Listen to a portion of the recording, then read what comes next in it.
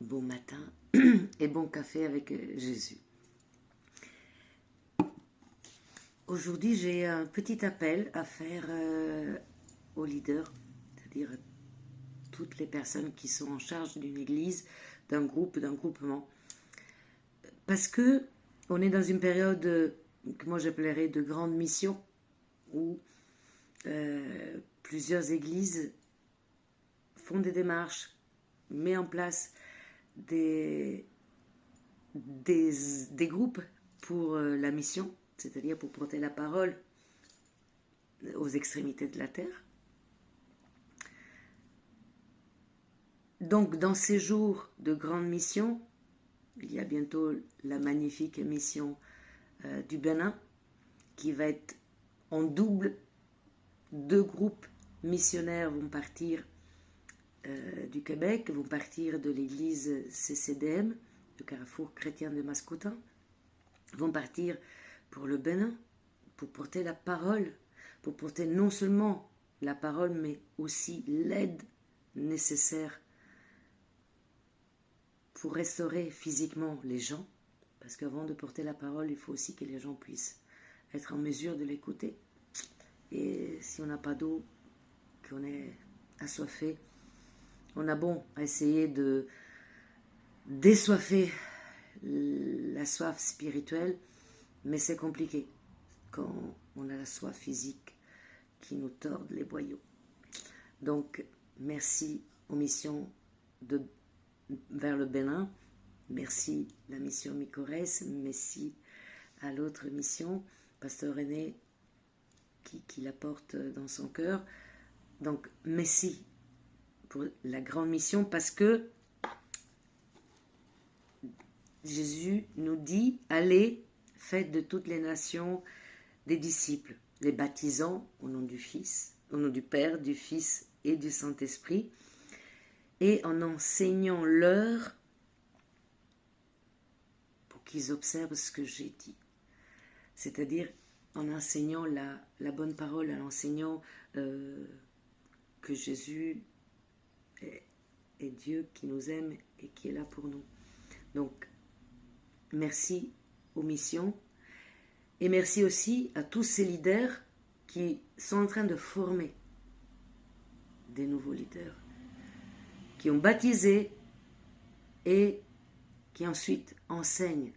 Parce que ce que Jésus veut, c'est pas qu'il y ait 10 grands leaders dans le monde qui font des magnifiques émissions. Ce que Jésus veut, c'est que chaque leader qui a reçu le don, qui a eu la capacité, grâce à l'aide de Dieu, de faire ressortir ce don, de pouvoir être à la tête d'une église, d'un groupement, ben ce que Jésus veut, c'est que ces leaders aujourd'hui forment de leaders pour demain. Parce que la grandeur de chaque leader se voit dans l'héritage qu'il laisse. Et l'héritage qu'il laisse, c'est pas dans les murs d'une église.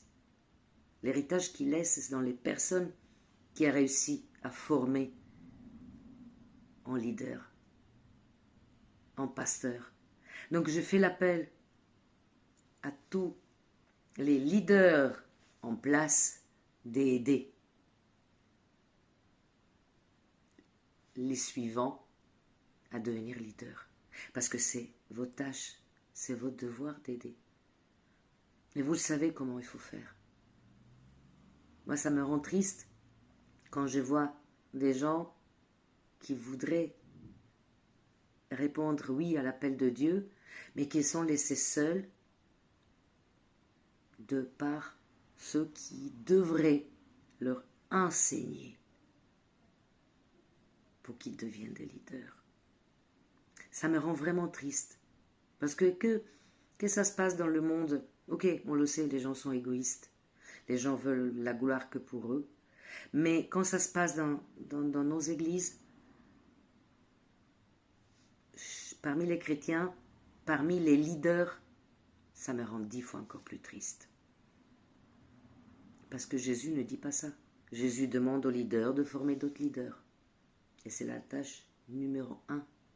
Parce que dans Matthieu 28, 19, 20, ce que je viens de vous dire tout à l'heure, c'est ça que Jésus demande. Avant de monter chez le Père, il dit, je vous ai formé en tant que leader et je vous envoie pour que vous formiez d'autres leaders, pour que vous portiez la bonne parole à tout le monde.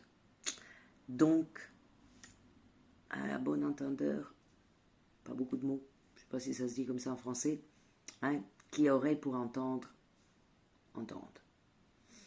Et si vous n'avez pas d'oreille, ben faites un petit examen de conscience, ça veut dire que vous n'êtes pas à la bonne place. C'est pas moi qui juge, c'est dans la Bible. Donc, j'ai pris pour que chaque leader de chaque église, petite ou grande qu'elle soit, se rappelle peut-être des cours de formation ou juste la Bible, hein, parce qu'il n'y a pas beaucoup de formations qui parlent autant bien que la Bible. Donc, reprenez Matthieu 28, 19, 20 et lisez. Ça, c'est la tâche numéro 1. Chaque disciple doit former des disciples. Donc, c'est pas la gloire d'un. Jésus n'a pas voulu la gloire. Jésus a voulu former d'autres disciples pour que la gloire du Père soit répandue sur toute la terre.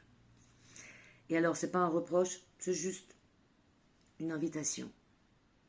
Leader, n'oubliez pas que vous êtes des disciples et que vous avez reçu par Dieu la tâche de former d'autres disciples.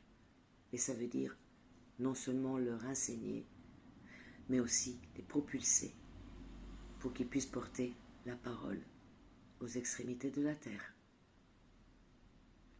Bonne journée et bon café.